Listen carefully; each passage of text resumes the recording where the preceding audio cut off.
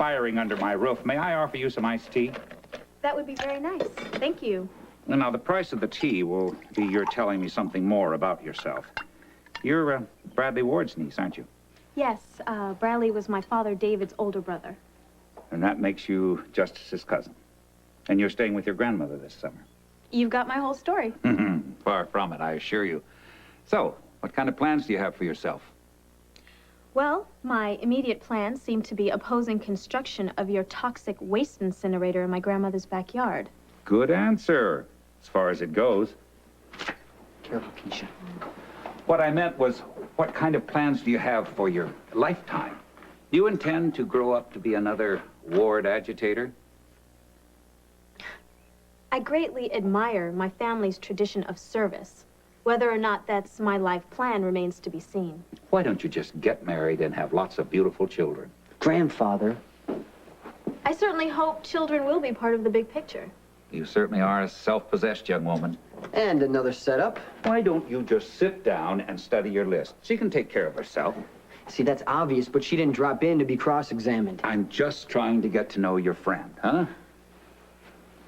So, what's your major? English Lit. Oh, God help us, a liberal arts major. Look out now, Keesha. Which troubles you, the liberal part or the arts part? Oh, very good. But you see, now I'm a pragmatist. Education is not an end unto itself. Its purpose is to just help you get on with your life. But why get on with one specialized thing when there's a whole world of possibility open to you? Because, my dear, training is everything. And if you want to get a jump on life, then training has to begin as early as possible. Jump on life. I like that. That's exactly what I want to do. But I want to jump on all of life, not just one narrow, prematurely chosen part of it. Oh, liberal arts to the core. When will they learn? How does one learn, Mr. Quartermaine? Oh, by doing and by example.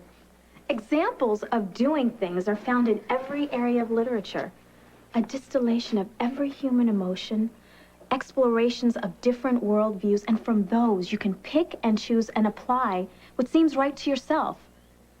To me, an education isn't job training. It's teaching you how to educate yourself. Then you can learn anything. And then your education can go on throughout a lifetime.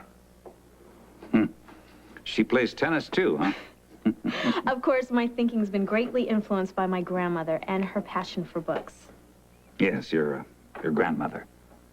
A remarkable individual. On that, we totally agree. Which gives me my cue to get out of here and let you two get on with your plans for the obstruction of my best-laid plans. Although it won't do you any good, except in a general way of getting an education. We'll see. It's been a pleasure. Why do I like him so much? Beats me. You adore him. I love him always. I don't always like him. Good answer, as far as it goes.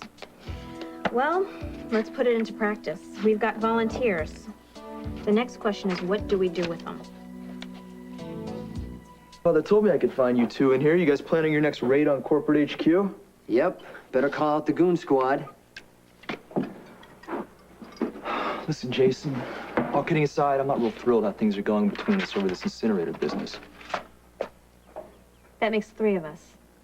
Can I explain my point? Look, I resent the fact that I'm being painted as some greedy, unscrupulous capitalist simply out to destroy a community for money. You're entitled to your perception. And you're entitled to yours, but I think that you're taking a very hard line on this thing, and I think it's premature.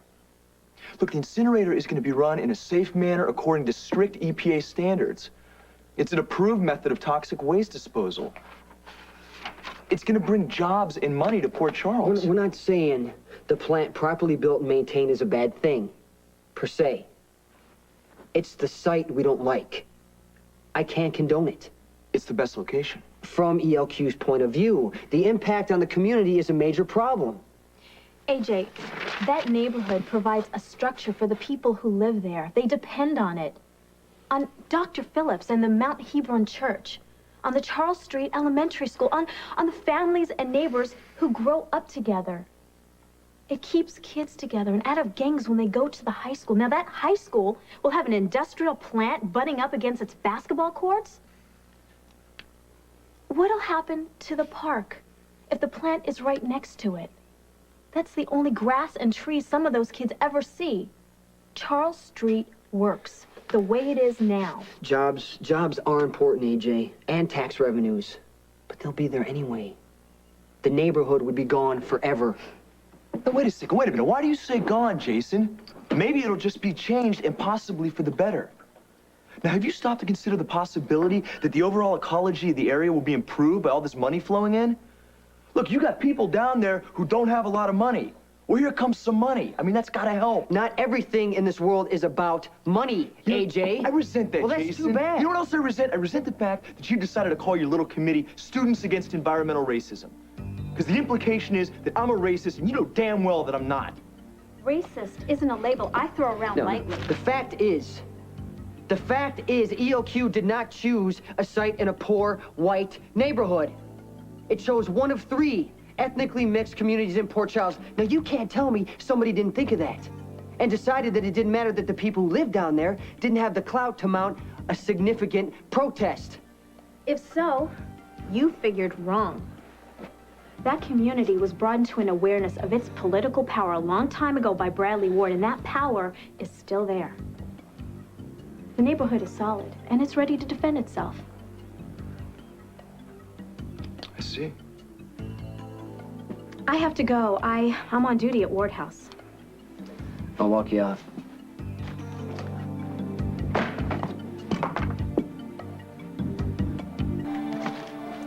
Look, we can't leave things like this. I know. So what are we gonna do? Can we agree to disagree? We each do what we have to do. Sounds like a plan. Grandfather, I'm glad you're here. I want to say to you, as well as AJ, that I'm doing what I'm doing because I believe it's the right thing to do.